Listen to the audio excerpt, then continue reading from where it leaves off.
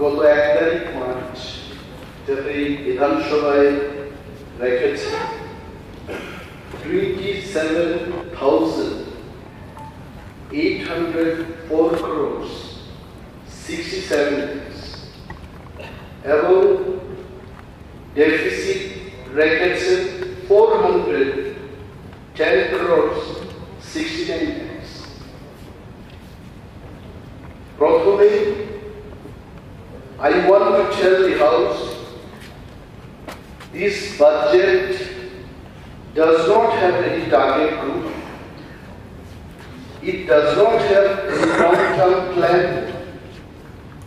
Does not talk explicitly for the downtrodden people, scheduled tribe, scheduled caste, tea garden laborers, unemployed youths, government employees, এবং জুনিয়রদের সম্পর্কে চিরমুক্তির কোনো বিধান না রেখে এই বাজেটটা পেশ করা। When we think of the entire country, আমার মনে হচ্ছে ত্রিপুরা রাজ্য we are going in different direction if we go through this budget. And this budget is not different from last year's budget এবং গত 5-6 বছর ধরে যে বাজেটটা পেশ হচ্ছে I don't see much of difference. বাজেটটা কি হওয়া উচিত ছিল? For every budget I have to target. আমি যখন আমার পরিবারে একটা বাজেট করি I have to keep something for my food, for my house construction, for my medical expenses, for different parameters in the family. যেগুলো দরকার সেগুলো নিয়ে কিন্তু budget. Now I am questioning the government. এই বাজেটের ইন্টেনশনটা কি? What is the aim? Let the people of Tripura know about it. আমি জানি না মাননীয় সদস্য finance expert, very senior member of this house, Mr. Gopal Rai is looking at me. He must be feeling what this gentleman is going to talk about budget. Budget in a way, if you think, very simple. আর যদি বাজেটকে কেউ করতে না জানে, যে বাড়িতে মুরগির মাংস খায় না সেই বাড়িতে মুরগির মাংস ব্যবস্থা করে।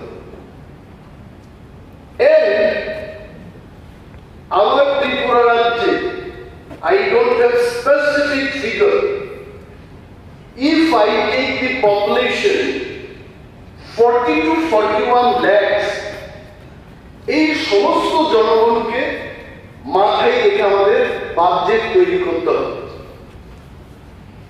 And I have called up one honorable members of the House, also some senior officials in the state government, যে আমার ত্রিপুরায় 40-41 লক্ষ মানুষের মধ্যে কত মানুষ এখনো ওই দামটাকে নেই, এখন বিলো পভার্টি লাইনের মধ্যে আছে। তখন আমাকে বলা হলো there is no word below poverty line now. এখন একমাত্র প্রায়োরিটি গ্রুপ বলে একটা শব্দ আছে যাদেরকে আমরা প্রায়োরিটি দিয়ে থাকি, and that figure is around 29 lakhs. অর্থাৎ 40-41 লক্ষ মানুষের মধ্যে আমার 29 লক্ষ মানুষ, আমি যদি পার্সেন্টেজে বলি গ্রামের খেটে খাওয়া মানুষ কিন্তু এটা বুঝবে না। দ্যাট ইজ ওয়াই আমি বলছি সারা রাজ্যের মানুষ বাজেট অধিবেশন দেখছেন, 40-41 লক্ষ মানুষের মধ্যে 29 লক্ষ মানুষ হচ্ছে প্রায়োরিটি গ্রুপে, মানে দরিদ্র।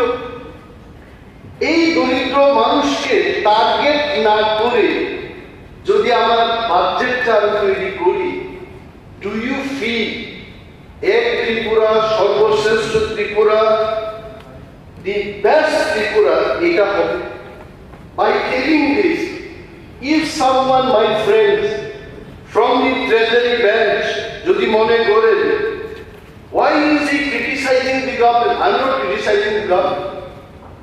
I'm only trying to ventilate the gap in the budget. যে সমস্ত অফিসারগণ এই বাজেটটা তৈরি করেছেন, probably they have not gone out of the AC room and they have not traveled Tripura virtually, emotionally, mentally.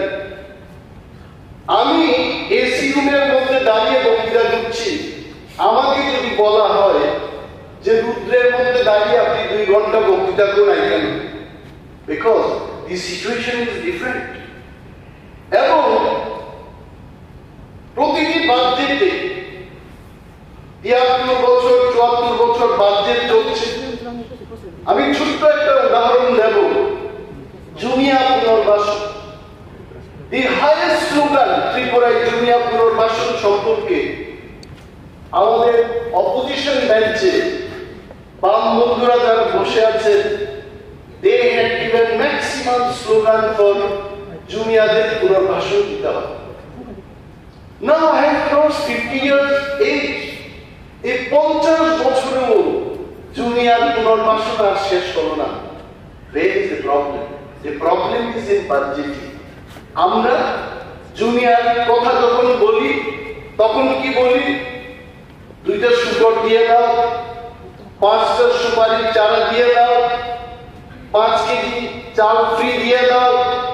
Do you feel by doing this kind of budgeting, আগামী 1000 বছরও Junya পুনর্বাসন শেষ হবে না, জুনিয়ারা কখনোই স্বাবলম্বী হবে? And I personally feel যে আমাদের এই ত্রিপুরা রাজ্যে অনেকেই প্রশ্ন করছে স্বাবলম্বী হচ্ছে না কেন? ট্রাইবাল ওয়েলফেয়ার ডিপার্টমেন্ট রয়েছে, ট্রাইবালরা কেন স্বাবলম্বী হতে পারেনি? I am questioning the government. ট্রাইবালদের স্বাবলম্বী করার জন্য গভর্নমেন্টের পলিসিটা কি? আপনারা জানেন গভর্নমেন্টের পলিসিটা কি?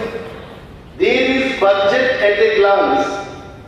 আমি 2023-24 সালে এই বিধানসভায় পা রাখি দ্বিতীয়বারের মতো। ট্রাইবাল ওয়েলফেয়ার বাজেট ছিল 3.91%, আর এইবার বাজেট এট গ্ল্যান্স আপনারা পাই চার্ট দিয়েছে দেখবেন, এইখানে বাজেটটি ইনক্রিজ করে 4.18% করা হলো। ইয়েস, 4.18%। এই টাকায় ইউ ফিল দ্যাট ট্রাইবালরা স্বাবলম্বী হবে? আমাকে কেউ বলেছে, দাদা আপনি তো অনেক পরীক্ষা নিরীক্ষা করেন, গবেষণা করেন, চিন্তা ভাবনা করেন, ট্রাইবালরা কেন স্বাবলম্বী হচ্ছে না? বলছেন রোজগারের তো একটা ব্যবস্থা থাকবে। এই আগরতলা শহরের মধ্যে টাকা কোথা থেকে আসবে? ফ্রম দেয়ার মানি কাম। কুল বাজারে বসে যারা ব্যবসা করছে, দৈনিক 1 কোটি 2 কোটি টাকা রোজগার করছে তারা। আর আমার ধলাই যারা সামু বাজারে যারা বসে বিক্রি করছে, সারা বছর তাদের 10 লক্ষ টাকা ইনকাম হচ্ছে। I need a place to do the business. ওই বিজনেস করার সুযোগ ট্রাইবাল ল্যান্ডে করে দেওয়া হচ্ছে।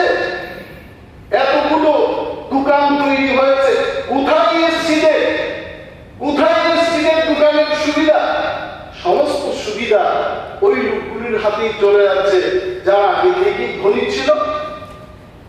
Government has to play. আমার ত্রিপুরারা, আমার এসসিরা, আমার পদদলিত লোকেরা যখন সেখানে বিজনেস করতে যাচ্ছে, খোলা আকাশের নিচে বসে তাদের বিজনেস করতে হচ্ছে।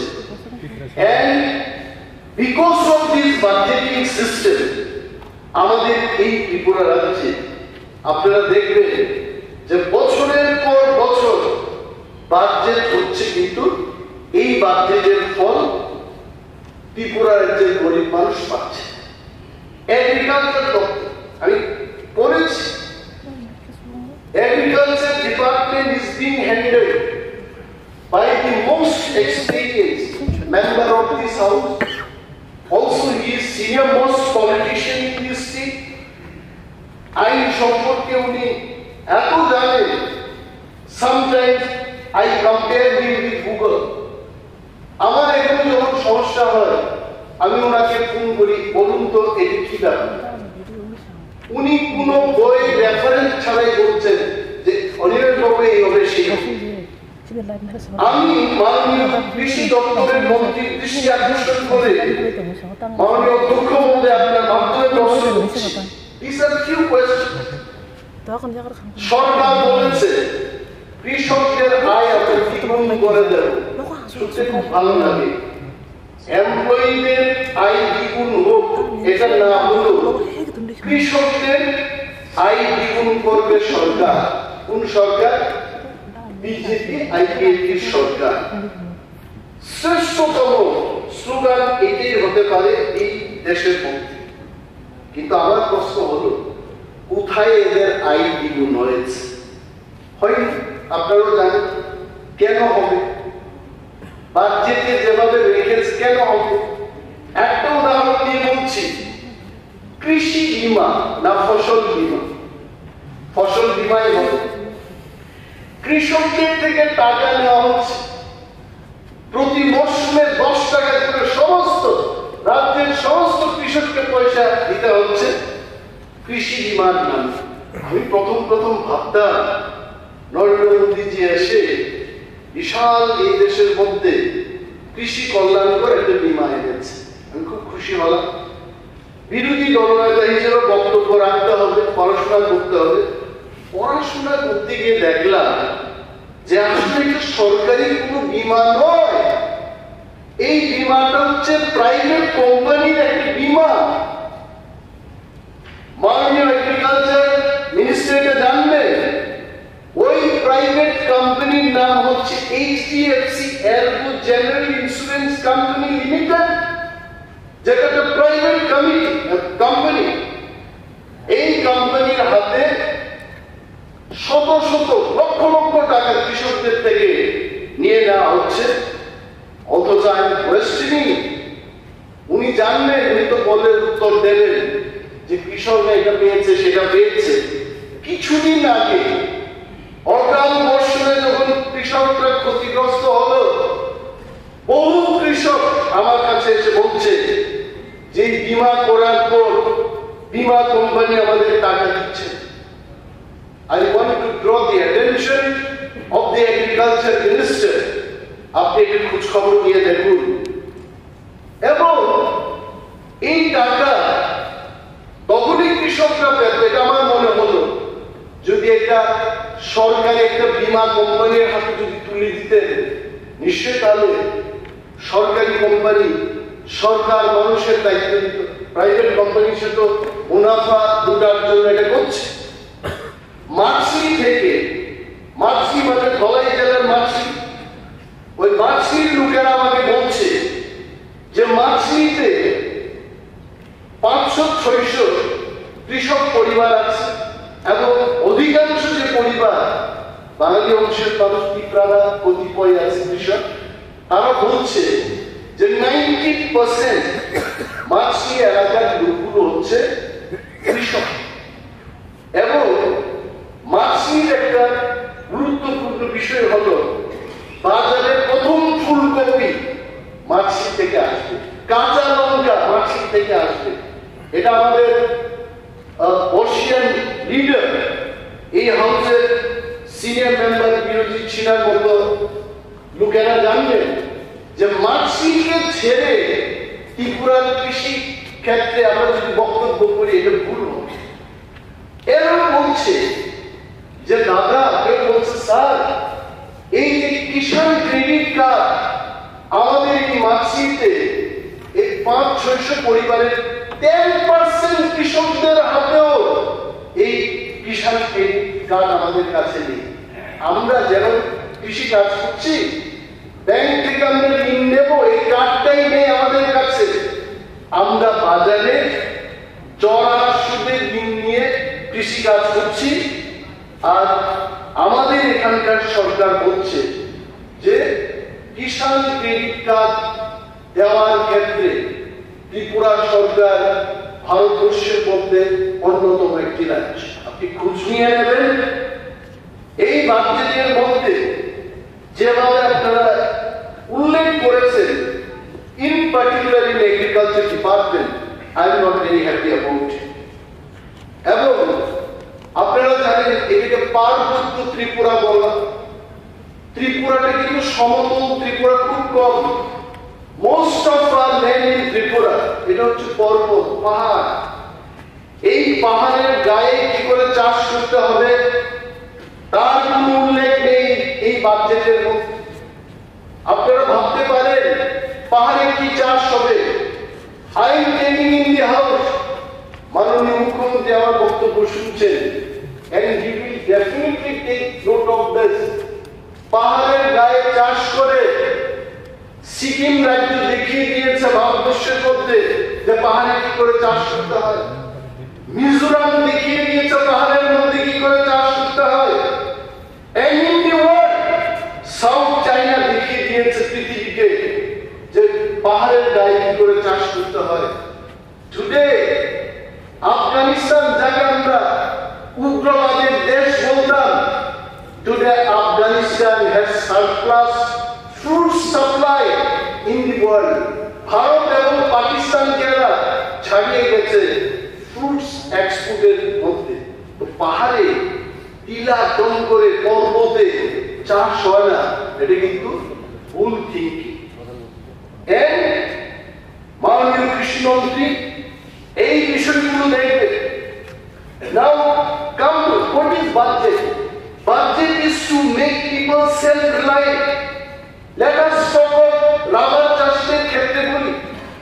ত্রিপুরা রাজ্যে আমরা দেখি ভারতবর্ষের মধ্যে second largest rubber grower in the country. We take that pride. Tripura রাজ্যের আয়তন হচ্ছে ছোট, but in rubber growing we are the second largest in the country. কিন্তু এই হাউসের মধ্যে আমরা যারা আছি আপনারা বিশ্লেষণ করুন, এই যে রাবার চাষিরা উঠে আসছে ত্রিপুরায়, এটি কি গভর্নমেন্ট পরিকল্পনা করে উদ্যোগ নিয়ে করেছে? কিছুটা করেছে। I don't say government has not done anything, but out of 100%, maybe 10 to 20% is government initiative. যাহারাই করেছে কৃষকরা নিজের থেকে নিজের চেষ্টায় এই রাবারটা করেছে। কিন্তু আজকে সেকেন্ড লার্জেস্ট গ্রোয়িং স্টেটে রাবার চাষীদের কি অবস্থা? মাননীয় মুখ্যমন্ত্রী এটা নোট নেবেন, খোঁজ নেবেন, বসবেন। রাবার চাষীদের কি দুর্দশা হচ্ছে এটা জানতে হবে। Rubber price is coming down, falling down. কৃষকদের ধান চাষীদের ক্ষেত্রে আমরা বলি যে minimum support price MSP. I thank the Prime Minister of the country to take the initiative to support the farmers with minimum support price that are unique. At a concept area কৃষকদের সাথে, why can't we give MSP for the rubber growers in our state? এগুলো মাননীয় মুখ্যমন্ত্রী নিশ্চয়ই এই বিষয়গুলো দেখবে। এবং রাজ্য সরকারটা কি করছে রাবার চাষীদের জন্য? MSP তো দূরের কথা, ফরেস্ট সেক্টে লেখা ছিল 25 কানিজ ল্যান্ড, যারা পর্বতবাসী জঙ্গলে যারা বসবাস করছেন আদিবাসী, তাদের হাতে 25 কানি করে জমির পাট্টা দেওয়া হবে। কিন্তু আমাদের সরকারটা পাট্টা না দিয়ে কি করছে? ভারতবর্ষের সরকারি ফরেস্ট কনজারভেশন অ্যাক্টটাকে চেঞ্জ করে কি বলছে? যারা ফসল অর্থকরী ফসল করবে, পাহাড়ে যারা বসবাস করবে, শুধু তারা না, private company also can do in the forest. কৃষকরা, সাধারণ মানুষ পাহাড়ে যারা বসবাস করছে আদিকাল থেকে, এরা উচ্ছেদ করছে। তারা আসছে বিগ বিগ মাল্টিনেশনাল কোম্পানি, তারা ব্যবসা করবে, ট্যুরিজম লজ বানাবে, মাইনিং করবে। They have entered. আর জমির মালিকানা এই সরকার, প্রফেসর ডক্টর মালিক শাহজির সরকার, এই সরকারের প্রতি মানুষ অনেক কিছু আশা রাখছে এই সরকার। এসে আমি মাননীয় মুখ্যমন্ত্রীকে জিজ্ঞেস করবো আপনার মাধ্যমে, আপনার এই কিছু সময় যে মুখ্যমন্ত্রিত্বকালীন কতজনকে জমির মালিকানা করে দিয়েছেন, এটা কিন্তু আমাদের জানার দরকার রয়েছে। এবং রাবার চাষী কৃষকদের ঋণ কি হারে Tripura, I can tell you 70% of কৃষকরা আজকে ঋণ নিয়ে তারা জর্জরিত।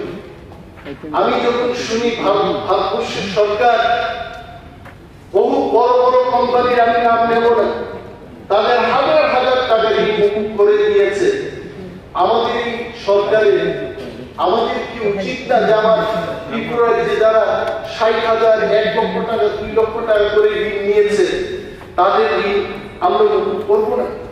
তাদের জন্য আমরা এগিয়ে আসবো না? আমাদের এই রাজ্যে আপনারা সবাই জানেন, most of the politicians we know about it, tea garden developers. আমাকে অনেকে এসে বলুন যে আপনি বিরোধী দলনেতা, আমাদের কথা বলুন। 52টা চা বাগান রয়েছে ত্রিপুরায়, 52। এবং এই চা বাগানে যারা শ্রমিক হিসেবে কাজ করছে, তারা আজকে থেকে প্রায় 80-100 বছর আগে ত্রিপুরায় এসে এই চা শ্রমিকদের 95% of them, I can tell you, হাজারো চা বাগান শ্রমিক, 95% of them have no land, এবং তাদের যে দৈনন্দিন যে মজুরি, এই মজুরির বাবদ অনলি সরকারি ভাবে I am sure it is 222 টাকা করে দাম। চা বাগান বলতে নর্থের আমাদের যারা প্রতিনিধিরা রয়েছে, মাননীয় মন্ত্রী শ্রী টিঙ্কুরাই মহোদয় চা বাগান সম্পর্কে জানলেন যে এই চা বাগানের শ্রমিকরা কিন্তু বেহাল দশার মধ্যে আছে, তাদের খবর সরকার রাখছে না। একটু খবর নেবেন তাদের। এই বাজেটে আমি আশা রেখেছিলাম specifically for tea garden labourers একটা সংস্থান থাকবে, তাদের বাড়ি ঘরের অবস্থা, তাদের বিভিন্ন উন্নয়নমূলক কাজের জন্য তাদেরকে যেন সঠিকবল করা যায়, এই সমস্ত সংস্থান আপনারা রাখবেন। নাও কাম টু দি পয়েন্ট, আমাদের পশ্চাৎপদ অংশের যারা এসসি সম্প্রদায়ের জন্য এই বাজেটে আমি তেমন বেশি কিছু উল্লেখ দেখি। কর্পোরেশন করেছে, সরকার করেছে, বামেদের আমলেই করেছে। এবং in the last 6 years, let me tell you, এই যে SC corporation, SC corporation, OBC minority corporation গুলো এটা বন্ধ হওয়ার পথে, নো মানি। পান খেয়ে পানের পিক ফেলে ফেলে এই বিল্ডিং গুলো অবস্থা শেষ করে দিয়েছে, বন্ধ হয়ে যাবে। যারা চেয়ারম্যান আছেন আপনারাও জানবেন, no money, you can plan. SC corporation থেকে লোন নেবে, বেকাররা লোন পাচ্ছে না। লোন নেওয়ার যে জটিলতা, এইখানে মানুষ 5,000 টাকা লোন নেওয়ার জন্য 10,000 টাকা খরচ করতে হচ্ছে। কেন ফাইন্যান্স এই বাজেটের মধ্যে এইগুলো উল্লেখ থাকবে? মাই questions R simple.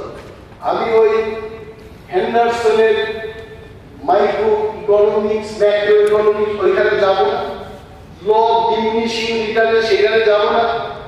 My only question is for the পুর পিপল অফ দিস স্টেট। আরো আমি দেখে অবাক হলাম, mid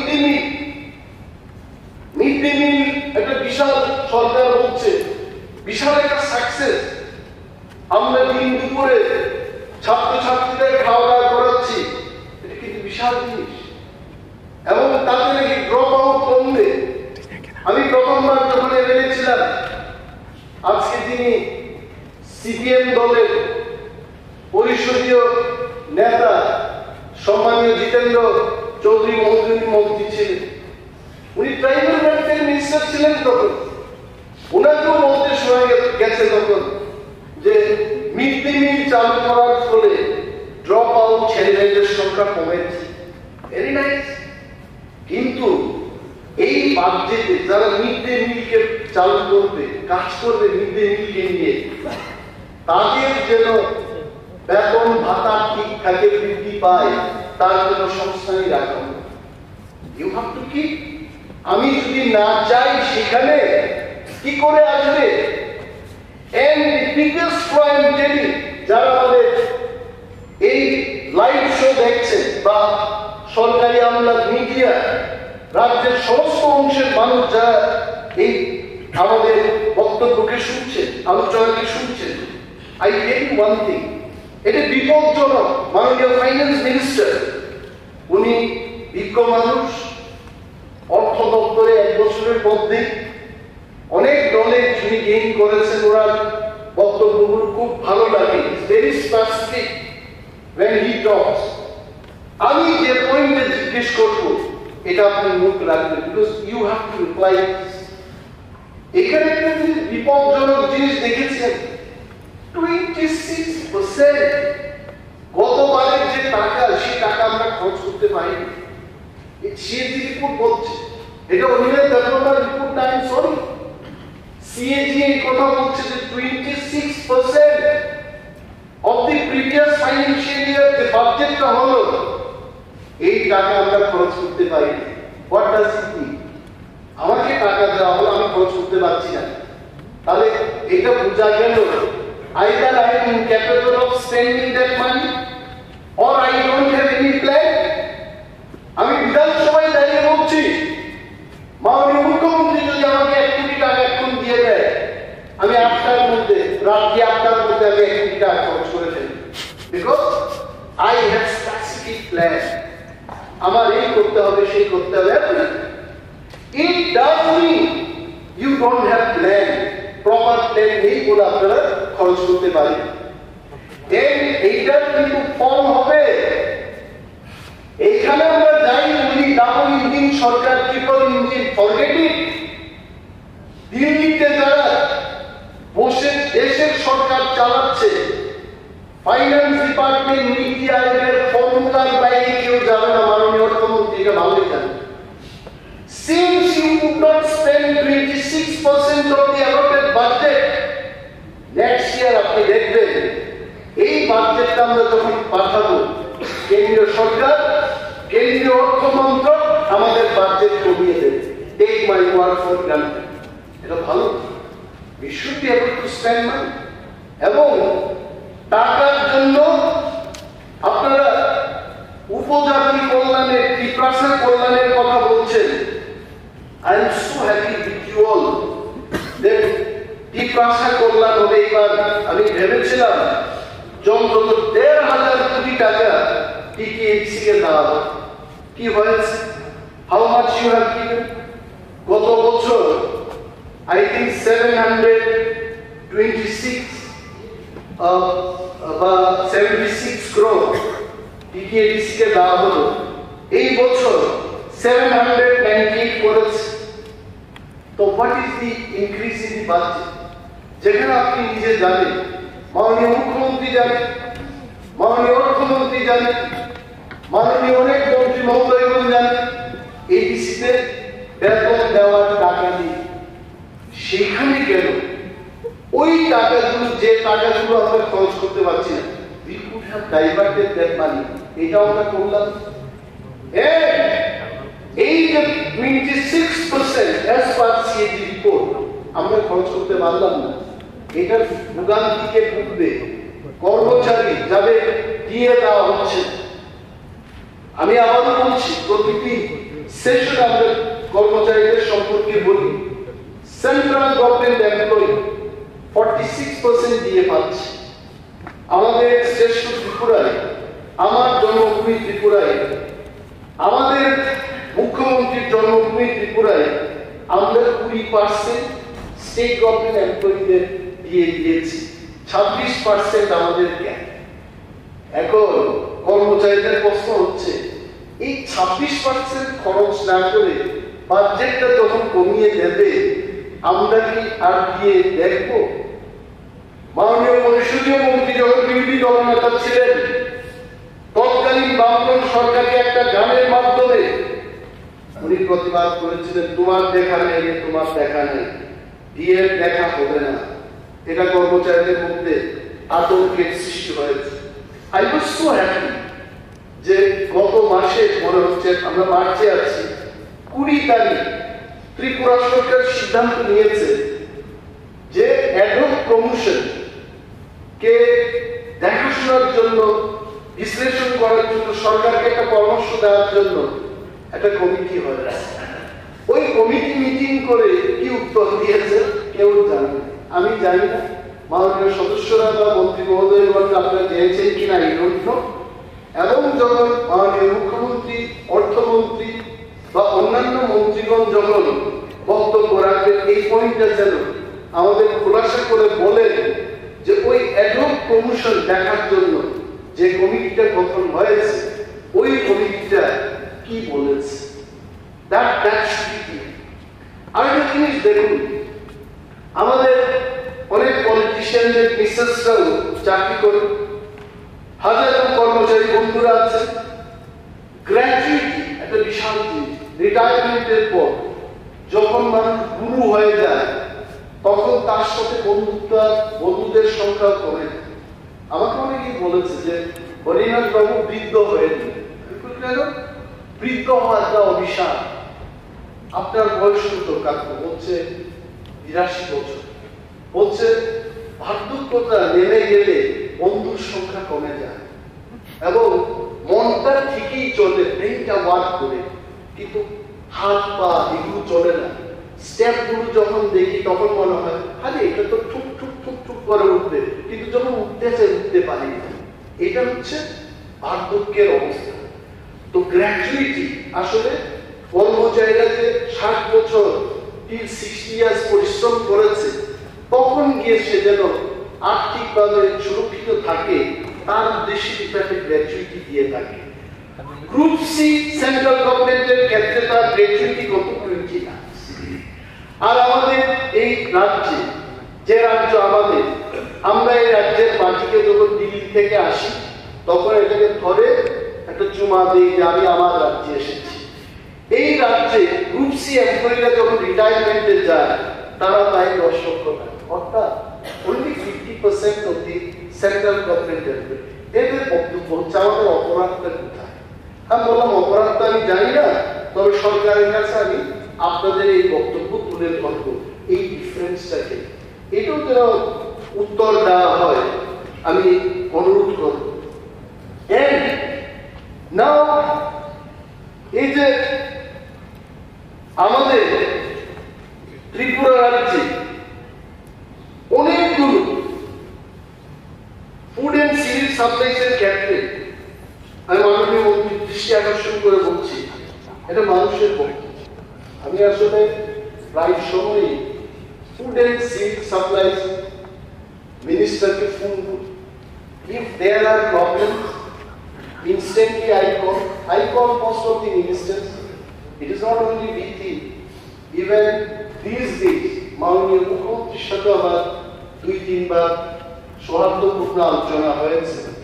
He was very positive for all the issues. আমি বলবো না যে কেন আমি অসত্য কথা বলবো, যে he is not cooperative, he is not concerned about the problems of the people. He responded.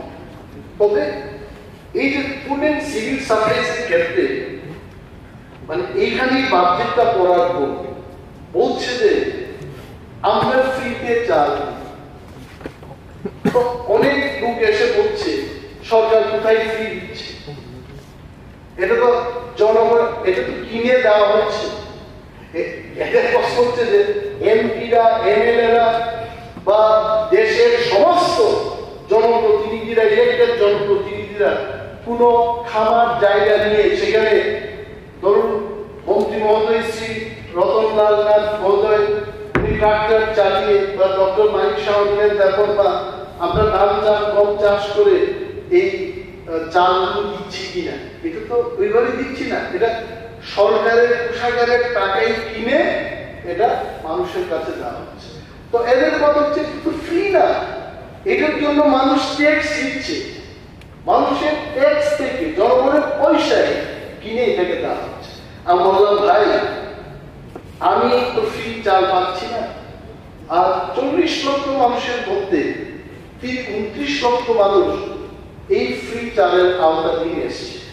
তো আমি সরকারের কাছে বলবো যে যেহেতু 29 লক্ষ মানুষকে দিয়েই ফেলেছে, 40-এর মধ্যে 40 লক্ষ মানুষ কেন ফ্রি চাল পাবে, হয়ে যাক, চলো আমার এখানে আসুক। এটা হচ্ছে দাবি।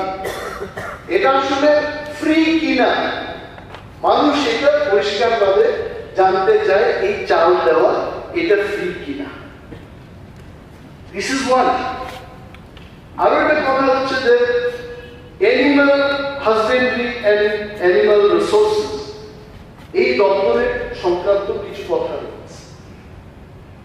এখানে কি হচ্ছে, বলছে টিগারি বন্ধ হয়ে গেছে, গটারি বন্ধ হয়ে গেছে। একমাত্র ত্রিপুরা রাজ্যে মানুষ, আমি বলি যাই বলুন, যে মাছ চাষে আমরা স্বয়ংবরতা অর্জন করার লক্ষ্যে এগিয়ে চলেছি। কোথা থেকে মাছ আসছে? অন্ধ্র, হায়দ্রাবাদ, তারপর বাংলাদেশ থেকে আসছে, বম্বে থেকেও আসছে কিছু কিছু মাছ, ওয়েস্ট বেঙ্গল থেকে তো আসছে। মানুষ বলছে আমাদের মাছ পেতে। এই যে সরকার বলছে মাছ চাষে আমরা প্রায় অলমোস্ট স্বয়ংবরতা অর্জন করেছি, তারা আমাদের মাছটা কেন কোথায়? কিন্তু আমি হাসলাম। তো জনগণের প্রশ্নের আর সীমা নাই, জনগণ প্রশ্ন করতেই পারে।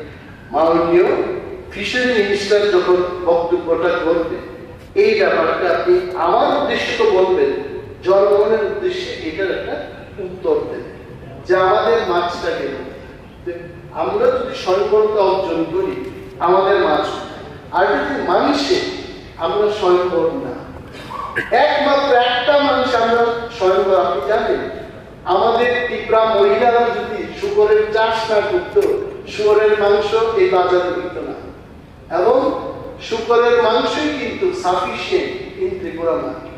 এবং এটা যদি না হতো আমরা কিন্তু ব্রয়লার খেয়ে আর্থ্রাইটিস বিভিন্ন রোগে আমরা শেষ হয়ে যাই। এখন কেন এমএলএ মন্ত্রী আমরা যখন খাই, আমি অনেকের দিকে তাকাই, বলছে মুরগির মাংস কি, বলছে ব্রয়লার না, কান্ট্রি চিকেন। তো এটার জন্য তো বাচ্চাকে রাখতে হবে। সরকার has to take initiative to grow this poultry only শুকরের মাংস। তো এই যে শুকরের মাংসটা হচ্ছে, তাহলে ত্রিপুরা মহিলাদের জন্য এখানে কেন বাজেট রাখা হবে? তাদের স্বয়ং সম্পূর্ণ করার জন্য তাদেরকে আরো বেশি কেন এই কি বলে শুকর যেন তারা পালতে পারে, তার কেন ব্যবস্থা হবে? আমি এটাই অনুরোধ করবো সরকারের কাছে, অ্যানিমাল হাজবেন্ডারি অ্যানিমাল রিসোর্সেস মন্ত্রী মহোদয় যখন বক্তব্য করবেন, আপনি আশ্বস্ত করবেন গ্রামীণ মহিলাদের যে মা ও বোনেরা আপনারা চিন্তা করবেন না, I am the minister of Tripura, I am ensuring you আপনারা লক্ষ লক্ষ টাকা ঋণ পাবেন, অনুদান পাবেন। আপনি দেখবেন in tomorrow's newspaper, in tomorrow's sunrising, you will become the star of Tripura. এবং power department, the most popular minister আমার কাছে, আমি এটা জনসমক্ষেই বলি, আমাকে অনেকে বলবো উনার প্রতি আপনারা তো ভালোবাসা কেন? ভালোবাসা তো হচ্ছে কাজে, কর্মে, আলাপ আলোচনা। আমি যদি মাননীয় মুখ্যমন্ত্রীর সাথে দৈনন্দিন আলোচনা করি, দেখবেন আমাদের মধ্যে এই রাজনীতির বাইরেও আরো বেশি বন্ধুত্বতা চলে আসে। আলোচনায় হচ্ছে মূল কাজ। পাওয়ার ডিপার্টমেন্টে একটা খুব খারাপ ব্যাপার চলছে।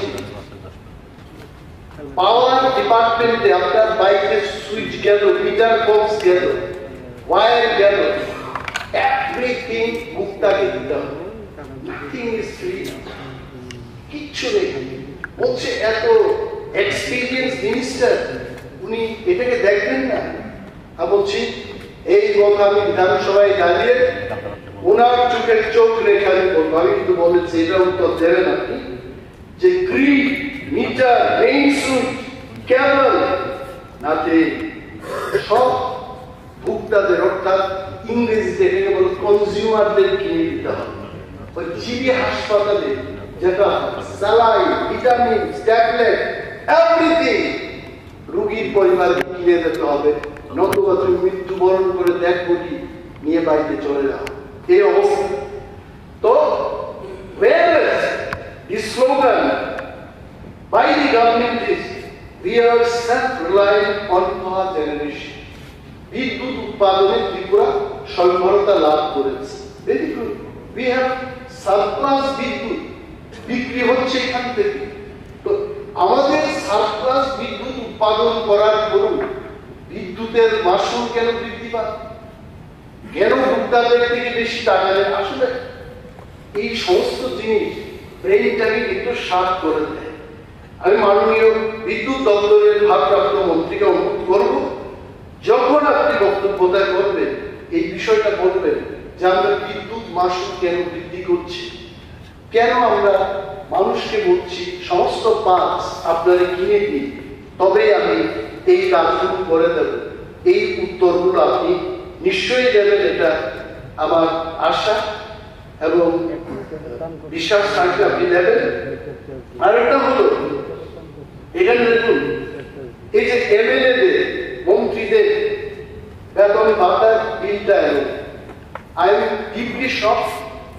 এবং ওই মিটিং এর মধ্যে আমি কিন্তু I was so serious, I was sitting in between Jitendra Chowdhury মহোদয় এন্ড পরিষদীয় বিষয়ক মন্ত্রীর মাঝখানে বসে, this side is also much elder brother, this side also much elder brother. অনেকগুলো খাওয়া দাওয়া হলো মিটিং এর মধ্যে, আমি খাইনি, কারণ আই ওয়াজ সিরিয়াস যে এমএলএদের, মন্ত্রীদের বেতন ভাতা বৃদ্ধি হবে, এটা আমারও বৃদ্ধি হবে, এটা এই বিধানসভায় আনা হয়েছে। আই ওয়াজ শকড, কেন আনা হলো? এভরিথিং প্রিন্টেড, এই হাউস শুড প্লিজ। এটার মনে হয় একটা কারণ হতে পারে যে মেবি পার্লামেন্ট ইলেকশন আছে, জনগণ কি বলবে? জনগণ কি বলবে? জনগণ কি চায় যে এমএলএরা ফাটা জামা পরে জনগণের কাছে শুনবো? If their life is enhanced, our life also can be enhanced. যে যাই লিখুন, আমি ক্ষমা চাই, কিন্তু এটা ছিল আমাদের আলোচনা। কিন্তু এই 26% টাকা খরচ করতে না পেরে যদি বাজেটটা কমিয়ে দেয়, তখন কি এই দিকটা উত্থাপন হবে কিনা, এটাও আমার প্রশ্ন থাকে। এবং this has to be answered at that time. আমি আর একটা জিনিস দেখেছি, এই বাজেটের মধ্যে মাননীয় মুখ্যমন্ত্রী, মাননীয় অর্থমন্ত্রী উভয়কে দৃষ্টি আকর্ষণ করে বলছি, এমজিএন রেক্স, আগে কি ছিল? এমজিএন রেগা, এখন হচ্ছে এমজিএন রেক্স স্কিম। আমার কাছে, আপনার কাছে, ডাক্তারের কাছে, ইঞ্জিনিয়ারের কাছে এমজিএন রেক্স সামান্য জিনিস, বাট ফর গ্রামীণ গরিব পরিবার, গ্রামে যারা বসবাস করছে, MGN Rex is very important for. আমি খবর নিয়েছি আজকে বক্তব্য দেওয়ার আগে যে এই পর্যন্ত এমজিএন রেক্স প্রকল্পে 100 দিনের যে কাজের গ্যারান্টি, তার মধ্যে কতদিন কাজ দেওয়া হয়েছে? Not more than 66 to 67 days। এই বছর চলে যাবে, in the next few days এই ফাইন্যান্সিয়াল ইয়ার ফিনিশ। এখন কিন্তু 30-35 দিনের মতো কাজ দিতে হবে। অ্যানাদার পয়েন্ট হচ্ছে, যাই কাজ হয়েছে 5 months বি স্পেন্ডিং, এবং এই শ্রমিকদের টাকা দেওয়া হচ্ছে না। আমি খবর নিয়ে দেখুন, আমি যখন খবর নিয়ে দেখলাম যে টাকা কেন দেওয়া হচ্ছে, the problem is with the state government।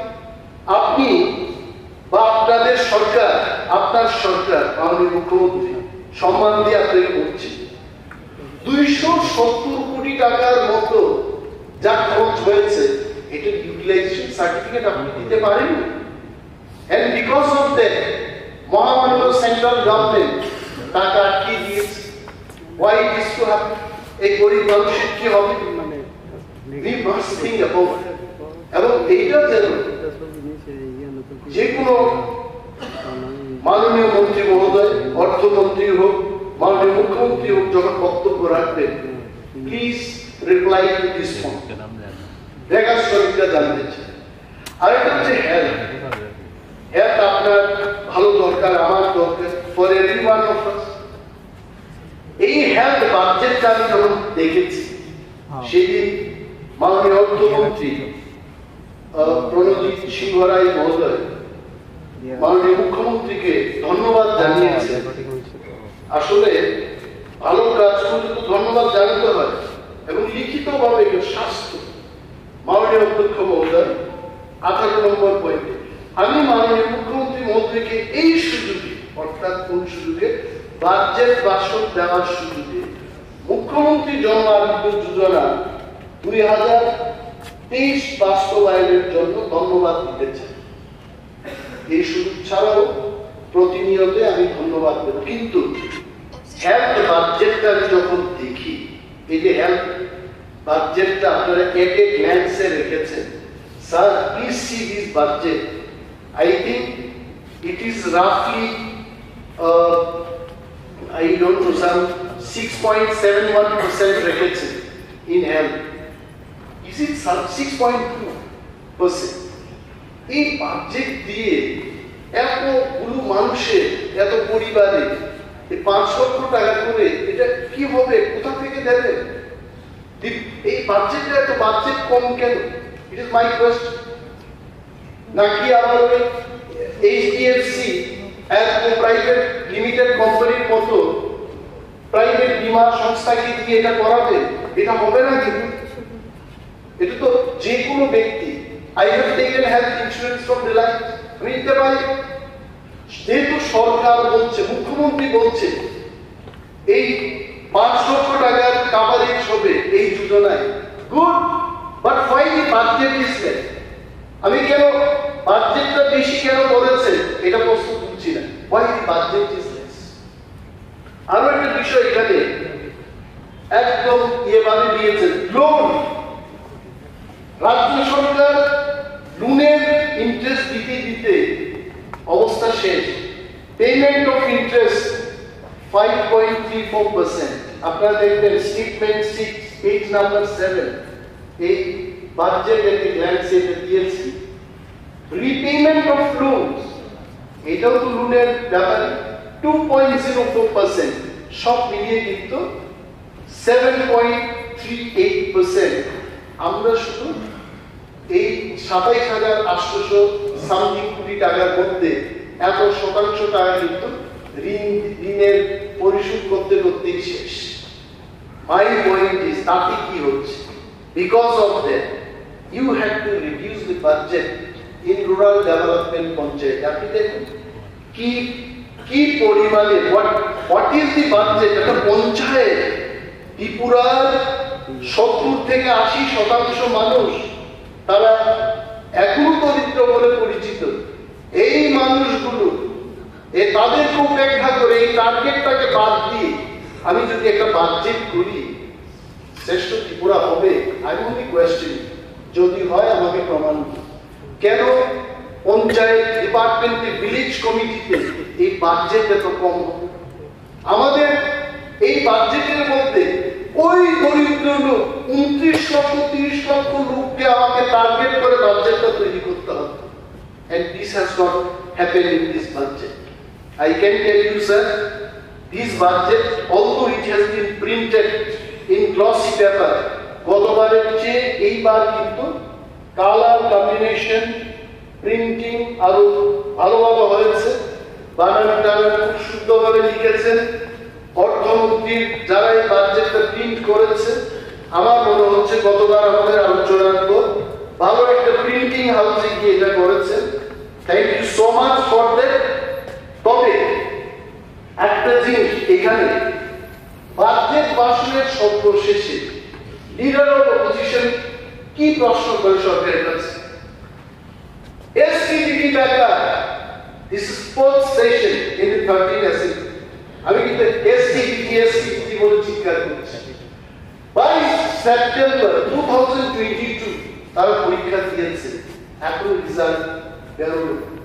এর কোয়েশ্চেনিং মি, এই মোবাইলটা যখন আমি চালু করি হাজারো লোক আমাকে বলছে, স্যার নিন ইয়াকুমো gleich Wiedersau তিনি এসটিজি কম্পিউটার না, মানে কত মানুষ ফেসবুক হোয়াটসঅ্যাপ এসএমএস দিয়ে জিজ্ঞেস করছে এসটিজি ব্যাপারটা বল। আমি বললাম, ভাই কোন গণতান্ত্রিক রাজ্যে গণতান্ত্রিক দেশে বিরোধী দল চাকরি দিতে পারে না।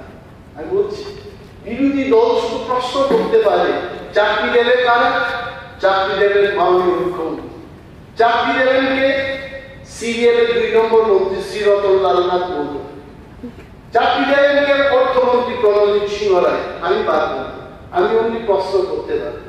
এদের পক্ষে আমি মাননীয় সরকার এবং মাননীয় মুখ্যমন্ত্রীকে প্রশ্ন করছি, আপনি যখন বক্তব্য করবেন এই এসটিজি ব্যাকারদের যে পরীক্ষাটা হতো 2022 সালে, রেজাল্টটা কবে হবে মানুষ এবং আমি জানতে চাই। আর একটা হচ্ছে, এটা 2 নম্বর প্রশ্ন আসছে, নেট স্লেট পিএইচডি, এটা নিয়ে যারা বিভিন্ন অ্যাসিস্ট্যান্ট প্রফেসর বিভিন্ন প্রতিষ্ঠানে যারা পরীক্ষা দিয়েছে দেবে, সরকার গত 6 বছরে কোন রিক্রুটমেন্ট উল্লেখযোগ্যভাবে করে নাই, তাদের বয়সের সীমা বেঁধে থাকে। এখন এদের প্রশ্ন হচ্ছে, চাকরি যেহেতু দিতে পারে না, নেট পিএইচডি স্লেটের ক্ষেত্রে বয়স সীমা যেন 5 বছর বৃদ্ধি করা হয়, এটা তাদের দাবি, এটাই করতে। আর আমাদের 3 নম্বর অনলি 5টা কোয়েশ্চেন থাকে, আমি প্রশ্ন করব, এটা আমার প্রশ্ন থাকবে জনগণের। 3 নম্বর প্রশ্ন হচ্ছে, কর্মচারীরা বলছে যে আমাদের দিয়ে দেওয়া হবে কিনা, হ্যাঁ বা না। যেমন মাননীয় চেয়ারম্যান এখন আছেন, উনি খুব বিনয়ী মানুষ, হেসে আমাদেরকে দেখছে এবং যেমন বলছে স্পিকার সাহেব আজকে বলেছেন এত কিছু বলার দরকার নেই, করবেন কিনা হবে কিনা জিজ্ঞেস, আমি জিজ্ঞেস করছি কর্মচারীদের দিয়ে দেওয়া হবে।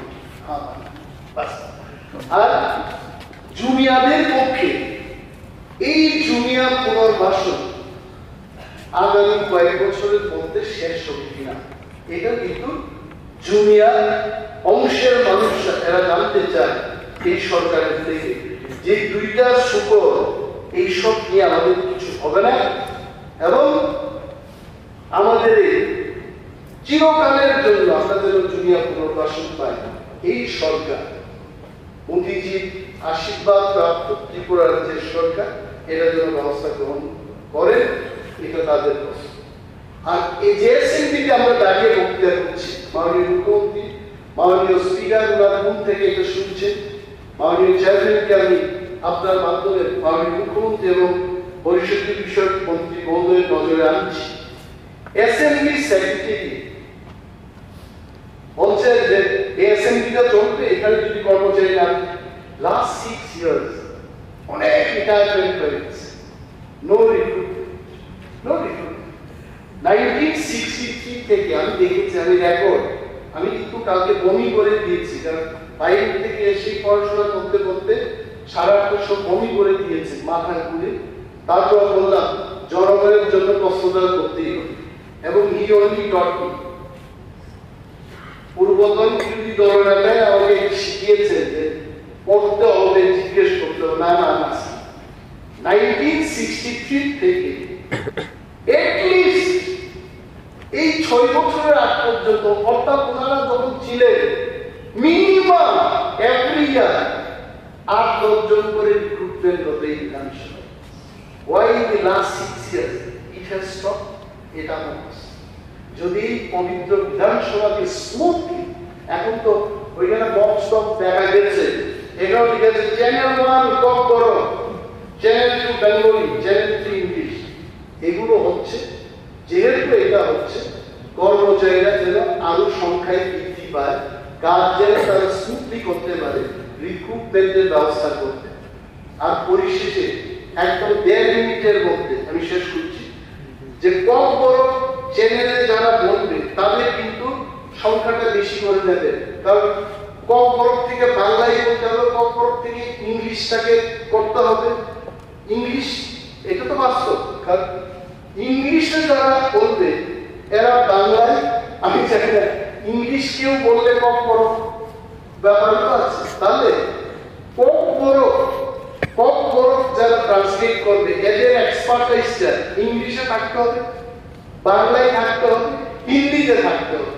Then only they can translate. আপনি ভেবে দেখুন, বাংলায় যারা করবে তারাই করবে, ইংরেজিতে তার সো কক ট্রান্সলেটরের সংখ্যা ওই সুনীল গাভাস্কাররা বা অন্যান্য ক্রিকেট কমেন্ট্রিরা যারা বসে কমেন্ট্রি করে ওই কমেন্ট্রি বক্সে কিন্তু ওই সংখ্যাটা বাড়িয়ে দেবে, তাতে কিন্তু সুবিধা হবে। জাস্ট লজিক্যালি থিঙ্ক, আমি কম বড় ক্লাস বলে ডিমান্ড করছি না, কারণ দে হ্যাভ টু ট্রান্সলেট মোর, এইটুকু বলছি। এবং এই বাজেটটা অন্তত এইবার যদি সুযোগ থাকে, আমি যা যে পয়েন্টগুলো বললাম এগুলো সংশোধনে আনা যায় কিনা দেখুন, আর যদি নাও আনা যায় অন্তত অ্যাকসেপ্ট করুন এবং বক্তব্যের মাধ্যমে ত্রিপুরার 40-41 লক্ষ মানুষকে আশ্বস্ত করুন যে বিরোধী দলনেতা যে কথাগুলো বলেছেন এই কথাগুলো আগামী দিন আমরা কনসিডার করব, জনগণের সাথে এই কথা বললে আমি খুশি হব। এই কয়েকটি কথা বলে সবাইকে ধন্যবাদ জানিয়ে আমার বক্তব্য শেষ করছি। নমস্কার।